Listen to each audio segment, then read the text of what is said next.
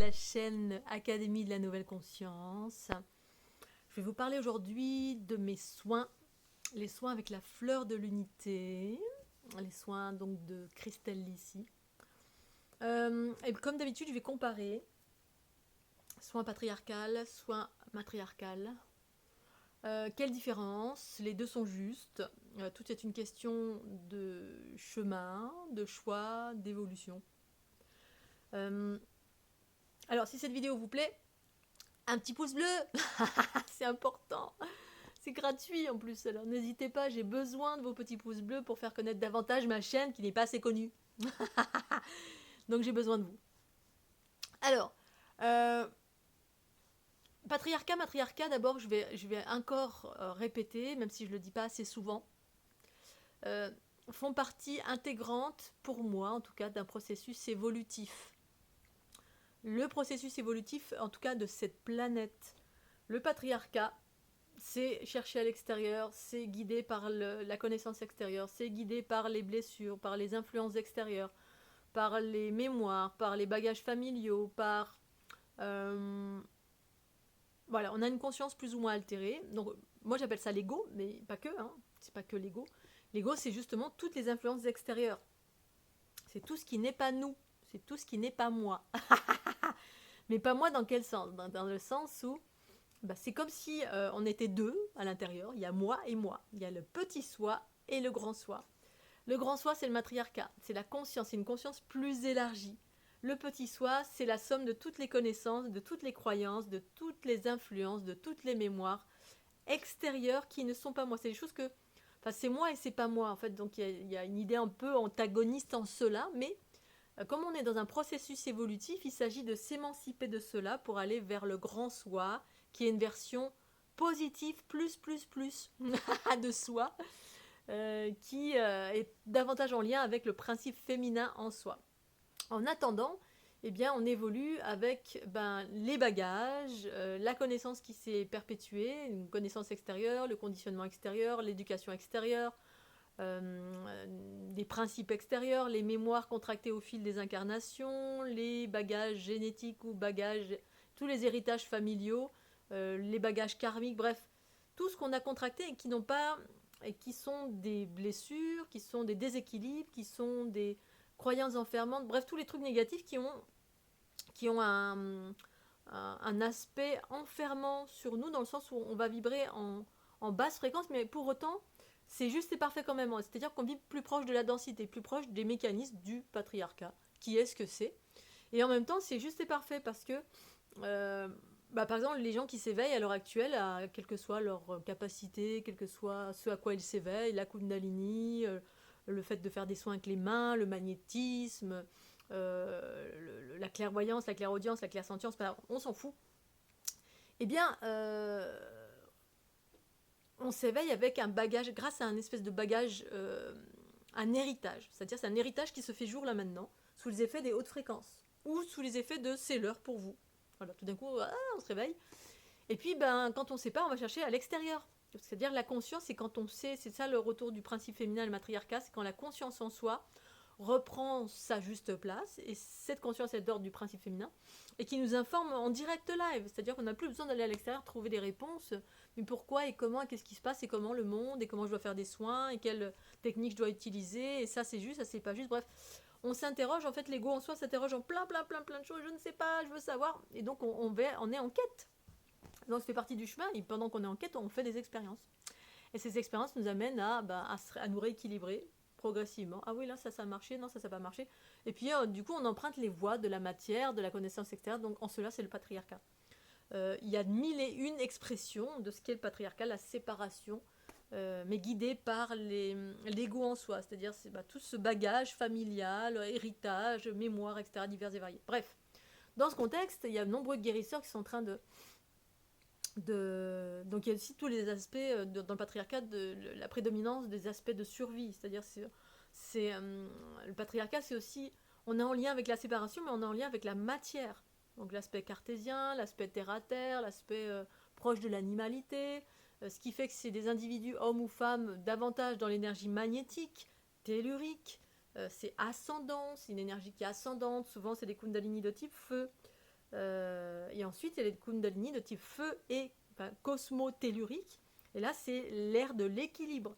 C'est le matriarcat, c'est ça pour moi, c'est aller vers l'équilibre, mais avec un basculement des polarités, c'est-à-dire de la nature des polarités, qui fait que c'est plus le corps et l'essence et l'extériorité et les techniques et tout ce qu'on a appris jusqu'à maintenant qui dirige l'ego extérieur, qui est la somme de toutes les connaissances qu'on a cumulées, conscientes ou inconscientes, qui va diriger le corps, mais c'est la conscience, une conscience plus vaste du principe féminin qui va diriger.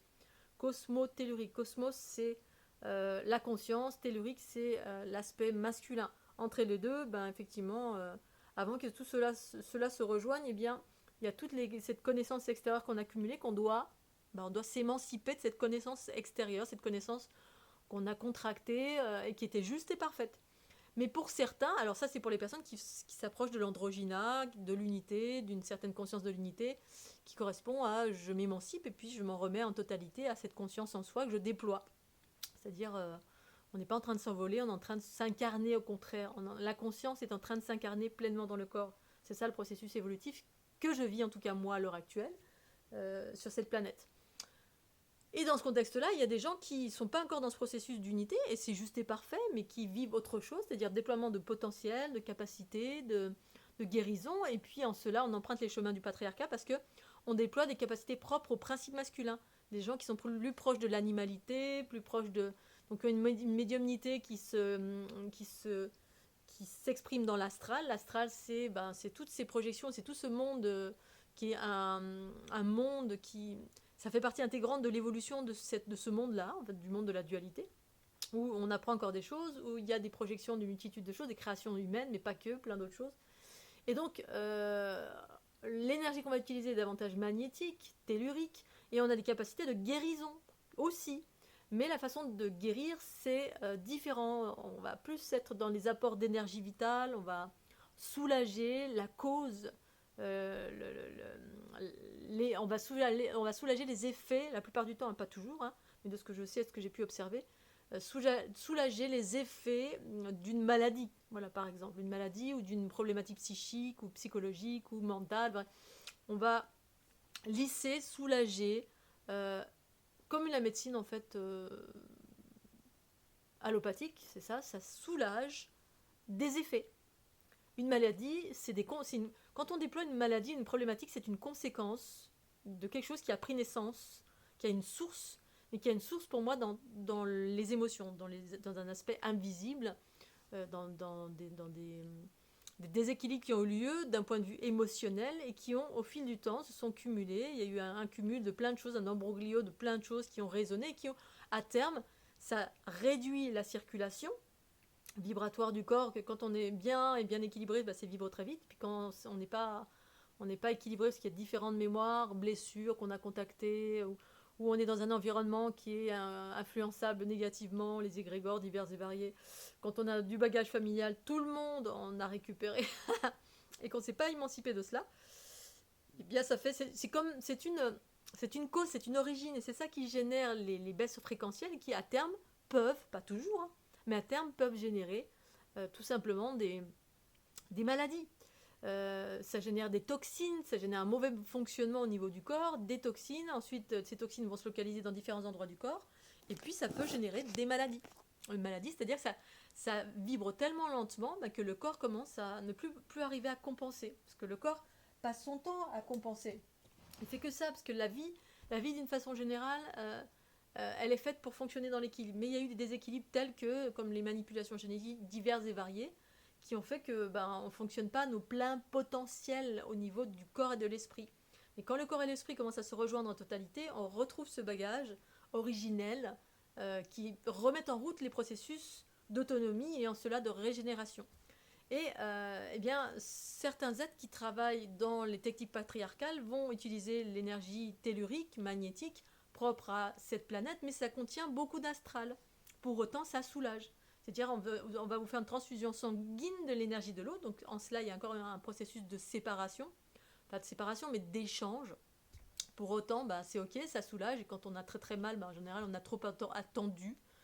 Ou alors, ça peut arriver, puis on est, on peut se casser. Et puis, mais il y a toujours une raison à ce qui nous arrive, pour moi en tout cas. sur laquelle on peut travailler pour modifier, justement, parce que rien n'est inéluctable. Puis parfois ça l'est, mais inéluctable d'un point. Quand on sait qu'on est éternel, bah finalement, bon, peu importe.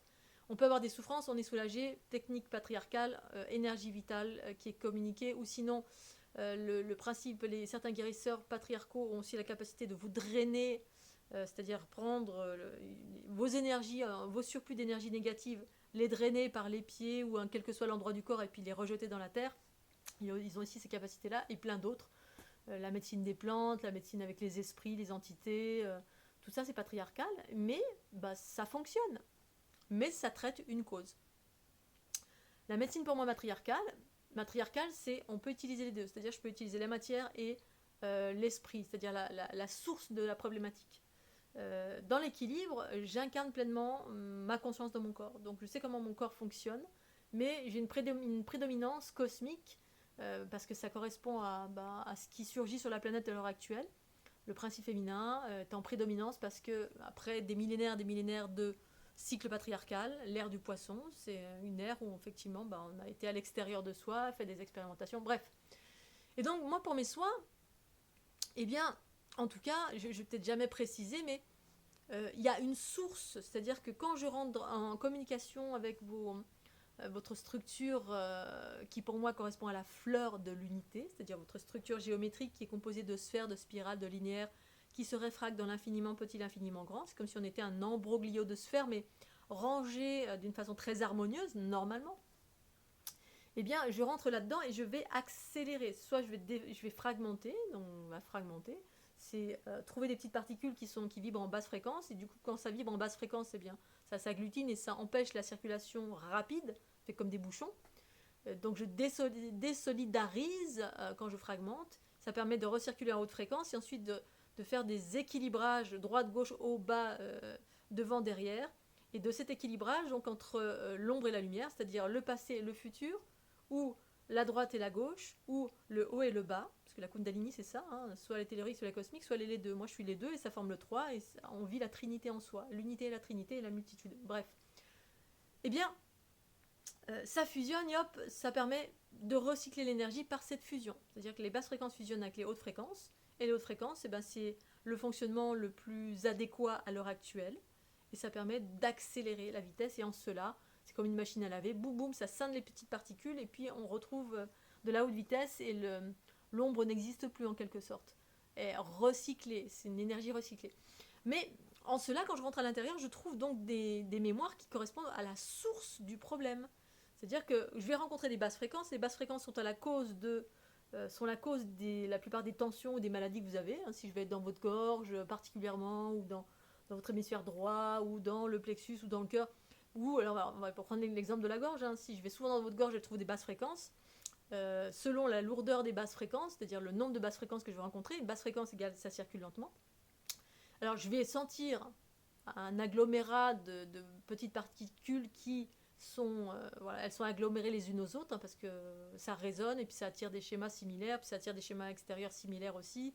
Donc on va récupérer plein de trucs similaires à ce qui est autour de nous aussi. Bref, on emmagasine plein de choses. Ça fait que cet espace-là va vibrer en basse fréquence et ça fait qu'à terme, ou pas, mais ça peut, à un moment donné, ça circule tellement en basse fréquence que ça peut générer un problème physique. Donc problème de la thyroïde, de la gorge, on peut avoir des problèmes de communication, donc ça c'est dans une moindre mesure. Et après voilà, quand on a des problèmes physiques, ça peut aller très loin. Et donc je vais être amenée à trouver certaines informations, pas toutes, hein, parce que moi le but c'est de faire monter en fréquence. Mais qu'est-ce que je fais monter en fréquence? C'est des mémoires, c'est des déséquilibres, c'est la source de la problématique psychologique ou physique. La source, l'origine. Si on ne fait que traiter l'espace, c'est-à-dire rajouter de l'énergie vitale qui est en lien avec les pratiques patriarcales, donc patriarcale égale juste le corps, je m'occupe du corps, je gère le corps, même si on est un guérisseur, même si on met les mains, même si c'est du magnétisme, c'est quasiment que le corps, ou alors on reste dans des zones astrales et ça reste limité dans des zones astrales, on va reparler du passé, etc. On dit voilà, c'est ça, ça et ça. Ça correspond, on peut avoir de l'information, bien sûr, être médium, avoir référence à des guides qui me disent, tiens, voilà, il y a telle ou telle mémoire, ou vous pouvez les observer vous-même par vos intuitions, ou votre instinct, ou votre clairvoyance. Mais ça va pas interagir dessus. C'est-à-dire que souvent, on va retrouver des trucs du passé, mais on va pas interagir sur ces mémoires du passé qui sont à l'origine et qu'il est nécessaire de faire monter en fréquence. Parce qu'en fait, tout ce qui se trouve là, dans les espaces de notre corps, elles veulent en fait monter en fréquence, être recyclées parce qu'on est en période de recyclage. Et donc, les soins de la fleur de l'unité que je propose, ça fait tout ça. Je rentre en communication avec vos différentes structures. J'y trouve des basses fréquences, donc des mémoires. Ces mémoires, je fais en sorte de les réunir l'ombre et la lumière, c'est-à-dire ce processus d'unité en soi, d'équilibrer, parce que ça crée des déséquilibres dans les sphères de votre être, qui ensuite engendrent des problématiques physiques. Mais si on attend trop, on arrive jusqu'au problème physique à proprement dit. Et après, pour revenir en arrière, c'est pas évident. Et donc, je donne de l'information de ce que j'ai trouvé, mais pas beaucoup, parce que je vais faire monter en fréquence, je vais me charger de cela, mais je vais donner de la conscience aussi sur le pourquoi du comment, et dans l'instant présent, qu'est-ce qui serait intéressant de faire pour que vous preniez conscience aussi de la source et de l'origine du déséquilibre, parce que parfois on est... quand on va voir un docteur, on n'est pas acteur de un docteur ou un guérisseur ou un docteur dans l'allopathie. On va pour se faire aider et on se sent démuni parce qu'on a mal, on souffre, et si je comprends parfaitement. Dans la technique, les guérisons matriarcales, vous reprenez les rênes, c'est-à-dire que vous êtes responsable de votre maladie, de vos déséquilibres, dans le sens où si vous prenez conscience de quelle est la source, quelle est l'origine de ce déséquilibre, eh bien du coup, prendre conscience, c'est-à-dire prendre connaissance, vous devenez le maître ou la maître en vous. C'est-à-dire que quand on ne sait pas qu'une chose existe, quand on ne sait pas comment une chose existe, comment elle fonctionne, eh bien on n'a aucun pouvoir dessus. C'est-à-dire on subit. Voilà. C'est comme quand il y a plein d'influences, on est traversé, on agit d'une certaine façon, puis on pense que c'est nous, mais en fait on est manipulé entre guillemets par des influences extérieures, des conditionnements, l'éducation, qui sont tout sauf nous, parce qu'on ne nous a pas laissé le loisir d'être nous-mêmes, parce qu'on a été éduqués dans une éducation patriarcale, c'est-à-dire t'as pas le choix, il y a un rail, c'est comme ça, avec les valeurs qu'on nous a données et inculquées, aussi équilibrées ou déséquilibrées soient-elles, et puis on n'a pas le choix, alors qu'en fait, du coup, c'est pas vous, c'est l'espace le plus élevé de nous-mêmes, c'est notre conscience à l'intérieur de nous. Donc quand je redonne les clés à quelqu'un, pour moi, redonner l'autonomie et la médecine matriarcale, c'est donner de la conscience, donc de la connaissance à quelqu'un, par rapport à ce que j'ai trouvé dans cette personne. Et puis moi, je l'aide aussi à faire monter en fréquence, à informer avec des nouveaux codes, ce que font les ondes de forme de la fleur de l'unité, donc ils sont en libre sur un playlist de ma chaîne Académie, mais que j'utilise aussi quand on fait des soins individuels avec moi. Vous pouvez utiliser les ondes de forme en même temps qui vous font monter en fréquence. Vous pouvez utiliser seul ou avec moi, les deux en même temps. Moi, ma Kundalini, avec mes soins de Kundalini où je rentre en interaction avec vous, mais plus des ondes de forme additionnées, donc c'est encore plus puissant. Et donc, je travaille sur les deux aspects, sur le corps, sur l'esprit. C'est ça l'unité en soi, c'est le corps et l'esprit ensemble. Et quand il y a des personnes qui sont vraiment trop dans le corps, à la densité, quand je fais des soins individuels en contact direct, je peux aller jusqu'à faire de la digitoponcture et appuyer très fortement sur certains points, guidés par ma Kundalini.